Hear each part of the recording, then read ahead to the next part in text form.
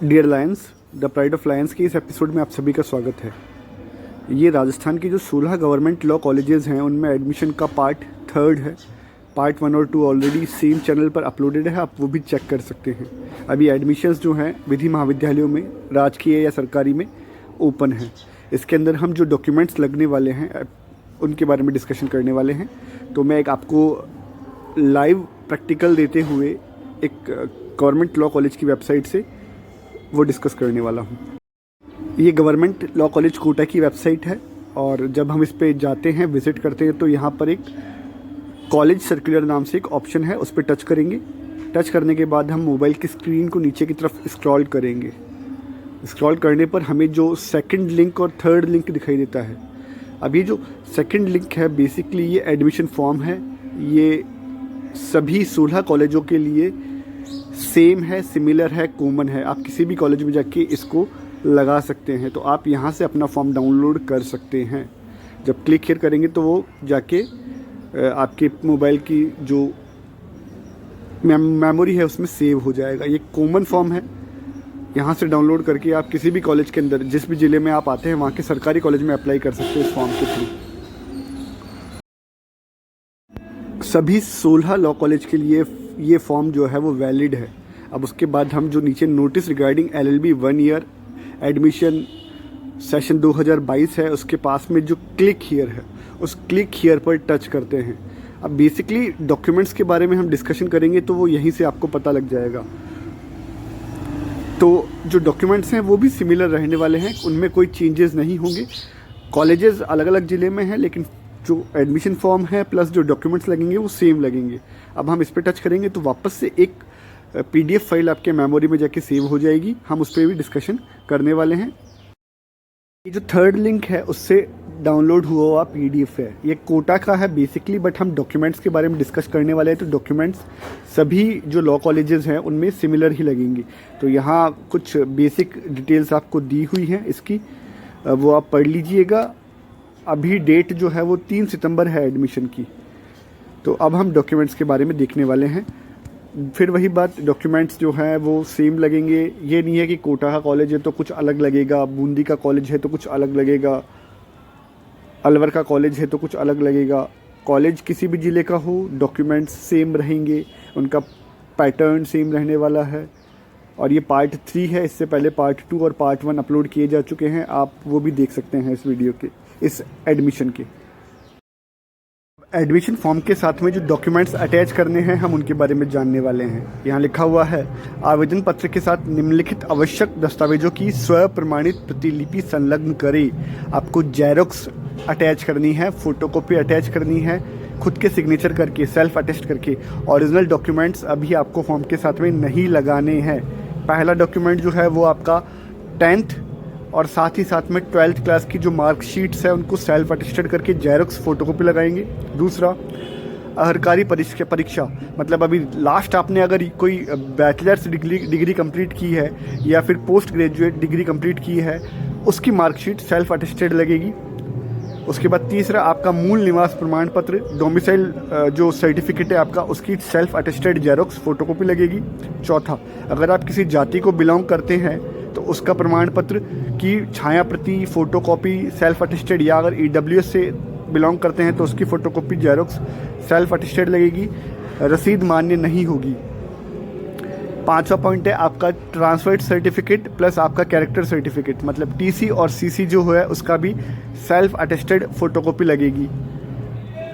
छठा, अगर आपके एजुकेशन में कोई गैप रहा है, अंतराल रहा है, तो उसके लिए आपको नोटरी से एक सर्टिफिकेट बनवाना पड़ेगा, शपथ पत्र बनवाना पड़ेगा, वो लगेगा। अगर आपकी पढ़ाई लगातार रही है, बीच में कोई गैप नहीं रहा है, तो आपको ये लगाने की ज़रूरत नहीं है। तो बेसिकली ये तो आपके डॉक्यूमेंट्स थे जो आपको सबमिट करने हैं। ओरिजिनल सबमिट नहीं करने हैं, फ़ोटोकॉपी सबमिट करनी है। अब हम बात करने वाले हैं फॉर्म के बारे में कि फॉर्म का क्या पैटर्न रहने वाला है, एक बार वो भी ब्रीफ में जान लेते हैं। ये कॉमन फॉर्म है जो कि basically BA, BSc, LLB, BCom सभी के लिए वैलिड है सरकारी महाविद्यालयों के अंदर। अभी हम लॉ के बारे में बात कर रहे हैं तो हम उसी के अकॉर्डिंग बात करेंगे। यहाँ लिखा हुआ है, आयुक्तालय कॉलेज शिक्षा राजस्थान सरकार जयपुर, आपको शैक्षणिक सत्र में 2022 और 23 लिख देना है। उसके बाद जो पॉइंट नंबर 1 है महाविद्यालय जिसमें प्रवेश चाहते हैं उसका आप नाम लिखेंगे, राजकीय विधि महाविद्यालय, जिले का नाम। उसके बाद जो पॉइंट नंबर 2 है, संकाय जिसमें प्रवेश चाहा गया है, तो आपको यहाँ विधि लिखना है। अब क्योंकि आपको एलएलबी फर्स्ट ईयर में एडमिशन लेना है तो आप विधि लिखेंगे। पॉइंट नंबर 3, कक्षा जिसमें प्रवेश चाहा गया है, तो यहाँ पर आपको एलएलबी फर्स्ट ईयर लिखना है। उसके बाद में पॉइंट नंबर 4 में आपको विषय यदि लागू हो तो यहाँ विधि विषय लिखना है। अब नेक्स्ट पॉइंट जो है वो 5th पॉइंट है, तो 5th पॉइंट जो है वो आपको लागू नहीं होता, इसे खाली छोड़ दें। अब इसके बाद में बेसिकली ये जो अभ्यर्थी का नाम है हिंदी में, यहाँ आपको अपना नाम लिखना है। उसके बाद अंग्रेजी के अंदर आपको अपना नाम जो है वो कैपिटल लेटर्स में, इंग्लिश के ब्लॉक लेटर्स में, बड़ी ABCD में लिखना है। उसके बाद में जन्म दिनांक जो है वो आपको सबसे पहले दिवस, डेट, उसके बाद महीना, उसके बाद में ईयर लिखना है। फिर पॉइंट नंबर 8 है, उसमें आपको अपना जेंडर मेंशन करना है। और उसके बाद पॉइंट नंबर 10 के वर्ग में आपको आपकी कास्ट जो है वो फिल करनी है।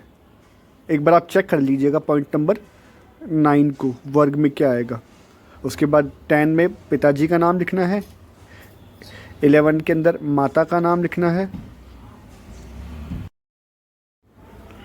उसके बाद में पॉइंट नंबर जो है आगे आपको वो देखते हुए जाना है और उनके अंदर जो भी आपको सूटेबल होता है वो भर देना है।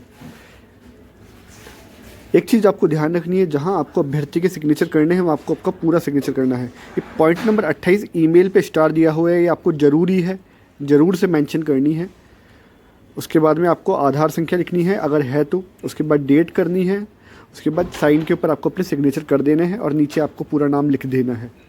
उसके बाद में अकादमिक योग्यता संबंधी के अंदर सबसे पहले आपको आपका अभ्यर्थी का नाम, आपके पिताजी का नाम, उसके बाद में आपको विवरण लिखना है। विवरण के अंदर आपको बेसिकली पॉइंट नंबर 3 भरना है, लास्ट आपने कौन सा एग्ज़ाम पास किया है, पीजी किया है या यूजी किया है। उसके बाद आपको ये जो परीक्षा दी हुई है इसके अंदर आपको 10th की डिटेल्स भरनी है, उसके बाद 12th की डिटेल्स भरनी है, फिर अगर आपने बैचलर्स डिग्री की है वो डिटेल्स भरनी है। उसके बाद आपको अपना जो पीजी डिग्री है अगर आपने की है, पोस्ट ग्रेजुएशन डिग्री, तो उसकी डिटेल्स भी आपको यहाँ पर फीड करनी है। अब आगे हम बात करेंगे पॉइंट नंबर 30 आपको खाली छोड़ देना है। उसके बाद आपको जो पॉइंट नंबर 11 है उसके अंदर जो जो आपने डॉक्यूमेंट्स की जेरोक्स सेल्फ अटेस्टेड करके लगाई है उन सभी पे टिक करते जाना है, हाँ या नहीं लिखना है या टिक कर देना है। तो बेसिकली आपको यहाँ 1 से लेके 11, 12 या 13 जितनी भी डिटेल्स है वो दी गई हैं, वो सभी आपको अटैच करने हैं। इसको दोबारा चेक कर लीजिएगा, डॉक्यूमेंट्स आपके कंप्लीट होने चाहिए। अगर फॉर्म कंप्लीट नहीं होता है, डॉक्यूमेंट्स कंप्लीट नहीं होता है तो फॉर्म रिजेक्ट कर दिया जाएगा। तो बेसिकली फॉर्म भर के उसे 2 या 3 बार चेक ज़रूर करें, उससे आपको आपकी जो डाउट्स हैं वो दूर हो जाएंगे और आपका पता लग जाएगा कि आपकी फॉर्म में कोई कमी तो नहीं रह गई है। अब आपको अगर वेटेज लेना है तो आप अपना एनसीसी का, एनएसएस का, स्काउट का, रोवर का या जो भी कैटेगरी इस पॉइंट नंबर 13 में आप पर लागू होती है वो जो सर्टिफिकेट है उसका जेरोक्स सेल्फ अटेस्टेड करके अटैच करेंगे।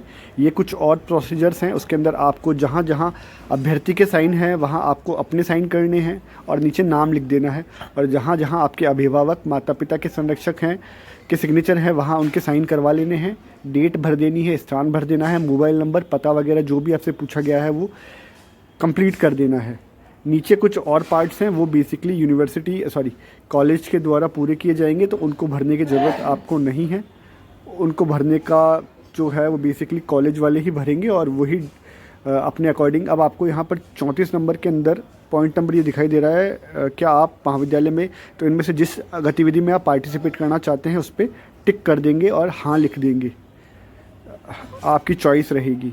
उसके बाद आपको एक और ऑप्शन आएगा कि आप किसी कॉलेज के जो फ्री कोर्सेज़ होते हैं स्किल वाले उसमें एडमिशन लेना चाहते हैं, तो अगर आप लेना के इच्छुक हैं तो आप 1 से लेके लास्ट तक जितने भी ऑप्शन दिए हुए हैं उनमें से जिस भी सब्जेक्ट में आपको स्किल डेवलपमेंट कोर्स करना है उस पर टिक कर सकते हैं और उसका नंबर मेंशन कर सकते हैं। फिर नीचे एक और पॉइंट आएगा जहाँ पर आपको इग्नू के बारे में बताया गया है कि इग्नू से भी कुछ कोर्सेज़ जो होते हैं वो सशुल्क होते हैं, उनकी फ़ीस लगती है। अगर आप वो कोर्सेज़ करना चाहते हैं तो उनकी लिस्ट यहाँ आपके सामने अभी है। आप इनमें से भी किसी कोर्स को करना चाहते हैं तो आप उसके ऊपर टिक कर सकते हैं। इसकी फ़ीस आपको देनी होगी, इसकी फ़ीस आपको कॉलेज में जमा करवानी होगी और ये इग्नू की तरफ से आपको अलग से सर्टिफिकेट या डिग्री या डिप्लोमा जो होता है वो दिया जाएगा और एक मार्कशीट भी दी जाएगी। उसके बाद जहाँ जहाँ अभ्यर्थी के साइन है वहाँ अभ्यर्थी के साइन ज़रूर करिएगा। उसके बाद में आपको बेसिकली और भी कुछ ऑप्शन है वो देख लेने हैं इसके अंदर। और ध्यान रखिएगा जहाँ आपको साइन करने हैं वहाँ जब आप साइन ज़रूर करें, माता पिता के साइन करने वहाँ माता पिता के साइन करें। उसके बाद ये नीचे का जो फॉर्मेट्स हैं ये बेसिकली कॉलेज चेक करेगा, लेकिन एक बार आप भी इनको पढ़ लें, उससे आपको आइडिया हो जाएगा कि ये किस चीज़ के डॉक्यूमेंट्स हैं या ये क्या मटीरियल है। तो ये देख लीजिएगा आप एक बार। ये वीडियो पूरा हो गया है, अगर आपको कोई क्वेरी हो तो फीड कर दीजिएगा, शॉर्ट आउट कर दी जाएगी।